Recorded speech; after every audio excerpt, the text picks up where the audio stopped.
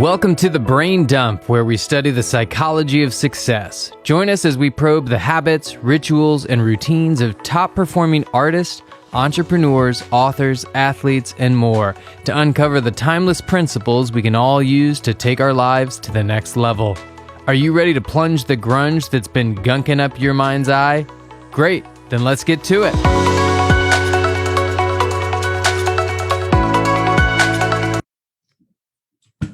Guys, welcome back to The Brain Dump. We've got Anthony in the house. How you doing, my buddy? I am in the house, which is better than being outside the house when it comes to recording podcasts. So I am doing pretty good. And in relationships. You don't want to be outside the house in relationships either. So that's very positive. Or in the doghouse. I spend the big house. I spent a lot of time there. You know what? You know what my buddy said? We're interviewing him in a minute. You know what he said to me? He's like, man, you're getting a ton of momentum. Like, he's like, dude, it's going to be a great life. He's like, there's only one thing you have to combat against. And I was like expecting this really profound answer. And he said, just don't wind up in handcuffs. I was like, if that's the only thing that could stop me, then we're good. So yeah, good to go. No, it's absolutely true. This is from Nassim Taleb, Naval Ravikant, these guys who are like these big traders and whatnot. They talk about the fact that you can do pretty much everything wrong in life as long as you avoid absolute ruin. Like, and absolute ruin is ending up in jail or dead. Like, just don't do those two things, and you're probably going to be doing okay. And you're good. Just don't give up. So what we're going to talk about today is life by design. For lack of a better word, lifestyle, creating a lifestyle, detach from your goals, but over, in my opinion, an overall lifestyle, which in my terms means, I'm not counting my reps. I'm not worried about how much I'm benching. As I tell everybody, this isn't PE class anymore, but I have adopted a mindset of I'm available for opportunities. I'm seeking opportunities. I'm seeking impact, and then I'm seeking a healthy life. And so that healthy life to me looks like I'm a guy that moves my body at least 15 minutes a day. I'm a guy that listens to a book every day. I'm a dude that has intentional conversations. Like, those are the goals for me. And yeah, there might be granular 90-day, 60-day goals, but I've never been really, and maybe I'm wrong. I don't know, but I've never been, I don't really prescribe to like, this is the dollar amount I have to hit. Like, I just go out and seek, and I hope that my actions and my habits daily my results will be the byproduct of those things. Yeah, I have nothing to add. I think this was a great episode. I'll see you guys. No, I'm just kidding. A while ago, I wrote a thing about goals are for losers. And I'm a very goal-oriented person, so don't get me wrong when I say that goals are for losers, because I think they serve a role. But the problem is that many of us, and I am super guilty of this, have misappropriated the importance of goals and put them in the wrong place. And so the structure I want to present to you, Austin, and we can maybe unpack it a little bit, because I think it's valuable for understanding how we go about creating a life by design. So if you were to imagine a bullseye with 3 circles, and in the middle there's a bullseye, the outer circle we can think of as our goals. The circle in from that are our processes, and the circle on the inside, our bullseye, that's our identity. And so these are the 3 types of change that we can make in our existence. We have goal change, process change, and identity change. The goals, these are what we do. These are the targets that we're aiming for. They're the road signs on the road to nirvana. The process change, this is how we do that. This is maybe the car that we're driving down the road towards nirvana. And then identity change, this is why we're even in the car in the first place. Who are we? Does it even matter if we had a car, or would we be walking towards that? So this is who we are at the core. And the problem is that we start on the outside of this circle and we fixate on the goals and what we're going to do. I'm going to be a millionaire. I'm going to buy this thing. I'm going to have that thing. And we don't change our identity. And if the identity doesn't change, then the goals are irrelevant. because you will hit the goal and then you will revert back to your previous identity. So if you are an alcoholic, your goal is to stop drinking. But if your identity is I'm an alcoholic, then it doesn't matter if you go 30 days without a drink, because at some point you're going to fall back because in your mind, you're an alcoholic. And so the goal isn't to stop drinking. It's to identify as a person who doesn't drink. And so if we can make those identity changes, then we can start designing our life with intentionality. That was so good. That was so good. Well, and I always relate everything to me. So when I lost 65, we're a universe of one, bro. Well, when I lost 65 pounds, I didn't look at the scale, and, I lost the weight. I focused on the process every day, day in and day out. And what's interesting to me, what is everybody's favorite thing in the world? Before and after photos. Man, our America loves a good before and after photo, dude. I could show you my posts on social media, and it gets 10 times the look. They're suckers for before and after. Man, I'm just going to turn my Instagram into before and afters. That's all I'm doing. Dude, if you want to be famous, that's all you have to do. And what's interesting is my friends that I consider super enlightened or like coaches or whatever you want to get. You know what they would always say to me that always set with me and it made me feel good? They said, don't get me wrong. You look really healthy, but what I notice is that you're really happy. Like we see it on your face. The smile. And so what I realized is what I did and maybe not knowing it is through that process of losing the weight. The weight loss was a byproduct, but what I did is I changed my identity and who I was as a person inside. And so in my opinion, I changed myself from the inside outside, not the other way around. I'm curious. I want to get your thoughts on something that I came across on the social medias this morning. And it's this idea of using rewards or punishments to help you in the attainment of a goal. So let's talk about rewarding specifically. Like, do you buy into the idea of rewarding yourself if you hit certain goals or like benchmarks? Or does that fly? Or for you, is it the reward is the person I've become? The person I've become. Yeah. Okay. 100%. But until you get to that place where the identity changes, do you use rewards as a short-term stopgap to help get you there?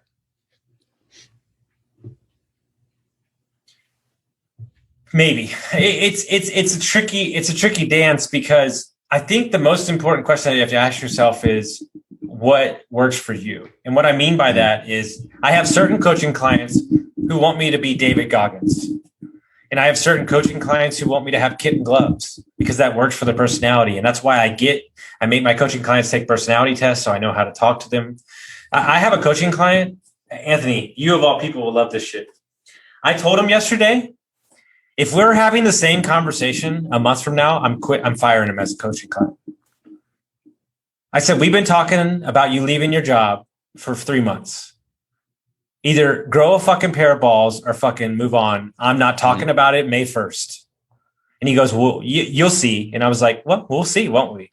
Oh yeah, we will see. And I was like, and he's like, you'll just walk away from the money like that? And I'm like, yep, I would. Well, I would. Because I'm not going to waste my energy having the same conversation for 4 months. Exactly. Either do it or don't. Yep. And that's the problem. I think that's the trap of so many of us fall into is we spend so much time thinking about the thing and like preparing to do the thing, weighing the pros and the cons of the thing. At the end of the day, all that mental energy that you've spent pontificating on that decision could have been used elsewhere, right? Either you're not going to leave, in which case stop dwelling on it and focus on what's inside your control, or you are going to leave and you're executing a plan that's going to get you to the place where you're ready to leave, in which case you're not talking about it either way, because now you're focusing on the process. And that's the part of this, this triumvirate of change that I find really interesting is when you focus on the identity change and the processes. Yeah. Those are the really interesting bits. Change what you like how you see yourself, and then change what you do every day. And the goals, they're irrelevant. You're going to achieve pretty much anything that you put your mind to, if you implement the right systems and you have the right self-belief and like right vision of who you are. So true story, another coaching client, it's just fresh on my mind. He moved his jobs. He broke up with his girlfriend. There's a lot of things happen when you coach with me. he went on a month trip. He moved out of his apartment. We changed a lot of stuff, and he was dreading for 5 months all these conversations with these individuals. And you know what's crazy is every one of these people, when he had these conversations that he'd been dreading for 4 months, putting off, supported him in his decisions. And none of those conversations went the way that he thought they were going to go for 4 months. And he put his life on hold because of the stories that he created of how they were going to react, because he didn't want to let them down, when in turn they actually are supporting everything that he's doing. And he's like, oh my God, I have to rethink my whole life now. Here's something that's really interesting about anxiety, specifically when it occurs in relation to like future events, which anxiety always is. It's always about like the future is murky. I don't know what's going to happen. I have to have this conversation with so-and-so and I don't know how they're going to react, or I need to leave this job, but I don't know what I'm going to do after that. Like in all those situations, what makes humans such a unique species is our ability to future cast. We can see into the future and we can predict what's going to happen, sometimes with reasonable degrees of certainty, and other times we're completely wrong. But we're pretty good at it net because we're still alive. That's one of the things that allows us to build a civilization and to, have a retirement plan that can account for our living in 50 years from now. But the problem is we're also very imaginative creatures. So when we think about that conversation or the consequence of leaving the job, we think about worst case scenario, and that's what we fixate on. And usually worst case scenario doesn't play out because it's a low probability event. Usually things are a little bit less than you think they're going to be. So what ends up happening is in that 5-month period before you finally pull the trigger and make the decision to have the conversation, you are living with worst case scenario, which is a low probability event. So you're better off long term just having the conversation, because it could only go better than what you are currently experiencing inside your head. Maybe it goes exactly as poorly as you think it is. That's okay, because you are going to be living with that reality for the next 5 months anyhow. And so anxiety is just a really interesting thing where if you can just realize that you're probably making it way worse in your minds than reality will actually be, then you might as well just rip the Band-Aid off and get after it. Well, in that scenario, what you don't understand is the act of doing it is very simple and very quick. The energy that you're expanding and the bandwidth taking up thoughts in your mind are controlling everything that you do for 4 months in a situation that's probably going to last 5 to 10 minutes. Mm-hmm. Yep. Because you know why they're worried about how they're going to react? It's because they're not 100% sold on who they are as a person. And they don't 100% love themselves enough to know that they're saying what they need for themselves. And I run into a lot of people pleasers out there in the world. You really nailed it on the head there when you're talking about like the intensity of discomfort and what it becomes necessary to actually get us to take action. Is that we have to, our discomfort level has to trip above a certain level, like a circuit breaker. And once it does, then we're moved to action. We're like, I won't tolerate that level of discomfort anymore. But the problem with anxiety and like thinking about what could happen is that it's a low grade thing. And it doesn't trip your breaker until things get so bad. And that's why people talk about rock bottom, is that your circuit breaker getting tripped. Now you have to change things because the alternative is untenable. But you can go a really long time living in that low grade discomfort, right below the threshold. And you just write it off and saying, it's not bad enough yet. It's not bad enough yet. But if you were to sit back and look at it really objectively, you're like, I'm losing like 30% of my mental focus to this thing. Mm-hmm. I think you used the example of the ice cube melting, right? Mm-hmm. At 31 degrees, the ice cube doesn't melt. At 32 degrees, all of a sudden it's a puddle. Yeah. Or whatever. That wasn't me, but it was one of our guests, I remember. But it might've been Matty A. But I think ultimately at the end of the day, my question to you is, why does it take a car wreck? Why does it take a cancer scare? Why does it take a divorce for you to shift who you are as a person? Because we've become so accustomed to the comfort.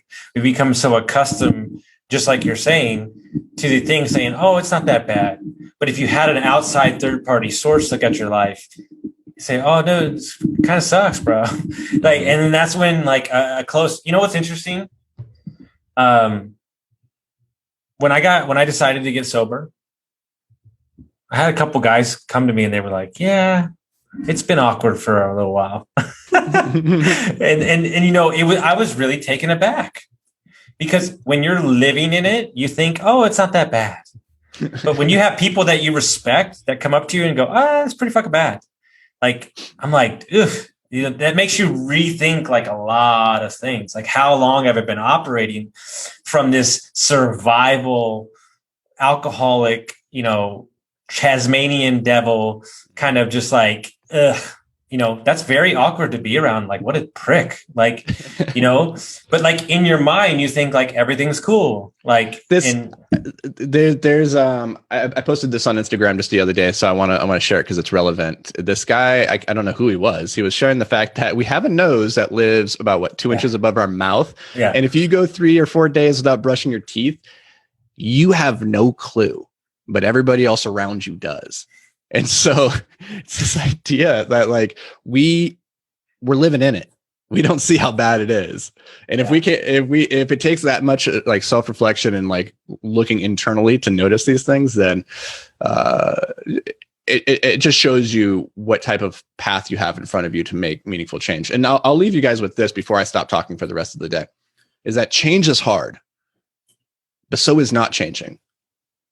So you get to choose your hard. So which one's it going to be? Okay, perfect. I just did an interview with a guy from Spain, and he lives in wine country. And we were talking about, I don't know if you're a drinker, but do you know how great wine is made? Lack of water. They don't want the water. They need the grape to struggle.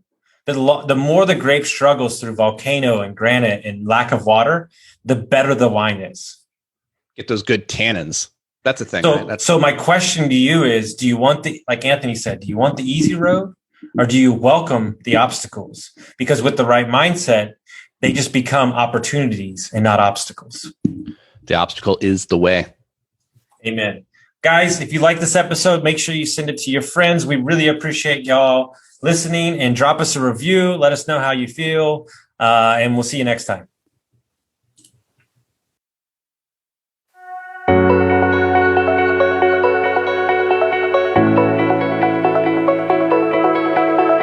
Thanks for joining us here at The Brain Dump. Now, before you go, it's important to solidify what you've learned here today by taking action. If all you do is listen, then you're only going to retain a small amount of the information you consumed here today. So take a quick moment to really lock in any key insights, tidbits, or pieces of wisdom that you want to carry with you into the future. You can do this by heading over to iTunes and leaving a review with your top 3 takeaways from this episode. If you've already left a review, first, thank you so much. Second, it's time to start a brain dump journal. It doesn't have to be fancy, just a slip of paper will do where you can record a couple quick thoughts from each episode. Science shows this is one of the best ways to ensure long-term retention of new information. And finally, if you've got a brother, a sister, a coworker, or a best friend that you think would benefit from this episode, do them and us a favor and share with them this episode. Your support, as always, means the world to us.